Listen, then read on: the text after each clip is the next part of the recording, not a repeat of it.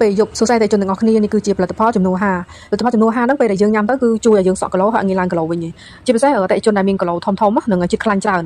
គាត់ញ៉ាំផលិតផលនេះគឺល្អលេខ1ហ្នឹងហើយដោយសារតែផលិតផលនេះគឺផ្ដោតទៅលើអ្នកដែលមានគីឡូធំហើយជាតិខ្លាញ់ច្រើនគឺពេលដែលយើងញ៉ាំទៅគឺជួយរំលាយជាតិខ្លាញ់ហ្នឹងហើយបញ្ចេញជាតិពុលហ្នឹងហើយបញ្ចេញជាតិពុលនៅក្នុងខ្លួនណាជាពិសេសផលិតផលចំនួនអាហារនេះគឺផ្ដោតទៅលើសុខភាពហ្នឹងហើយពេលដែលយើងញ៉ាំទៅគឺអត់មានប៉ះពាល់សុខភាពទេប៉ុន្តែគឺជួយកែសម្រួលសុខភាពរបស់យើងដែលមានបញ្ហាហ្នឹងឲ្យល្អត្រឡប់មកវិញផលិតផលចំនួន5នេះមួយខែយើងញ៉ាំតែម្ដងទេមួយខែម្ដងហ្នឹងគឺយើងញ៉ាំ5ថ្ងៃអញ្ចឹងហើយ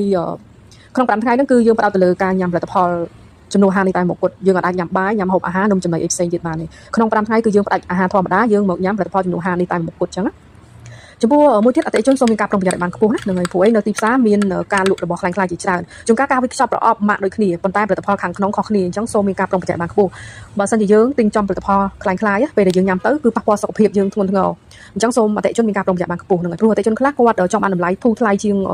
យកពីក្រុមហ៊ុនណានឹងហើយតាមអ៊ីនធឺណិតខ្លះគឺលក់ទាបជាងក្រុមហ៊ុនទៀតដូច្នេះហើយកន្លែងហ្នឹងឯងដែលជាប្រការដែលយើងត្រូវតែមានការប្រុងប្រយ័ត្នណាព្រោះក្រុមហ៊ុនដូចថាលក់តម្លៃក្រុមហ៊ុនលក់ហ្នឹងហើយដូចថាយើងទិញចំតម្លៃដែលធូរថ្លៃជាងក្រុមហ៊ុនហ្នឹងគឺយើងត្រូវប្រយ័ត្នដែរហ្នឹងហើយកុំឲ្យប៉ះពាល់សុខភាពអញ្ចឹងណាចំពោះផលិតផលខាងខ្ញុំវិញគឺផលិតផលចេញពីក្រុមហ៊ុនផ្ទាល់ហើយផលិតផល100%អតិថិជនកំងទិញពីខាងនាងខ្ញុំទទួលបានផលិតផល100%ពីក្រុមហ៊ុនផ្ទាល់ហើយខ្ញុំលក់ជូនអតិថិជនក៏រៀងធូរថ្លៃដែរហ្នឹងហើយកន្លែងហ្នឹងសូមអតិថិជនទុកចិត្តនិងជឿជាក់ហ្នឹងហើយចំពោះអតិថិជនដែលមានគីឡូធំនឹងជាតិខ្លាញ់ច្រើននឹងខ្ញុំមកណែនាំផលិតផលចំនួន5មួយនេះហ្នឹងហើយល្អចំពោះសុខភាពហើយអត់មានប៉ះពាល់សុខភាពទេហើយកែសម្រួលសុខភាពរបស់យើងដែលមានបញ្ហាហ្នឹងឲ្យល្អត្រឡប់មកវិញ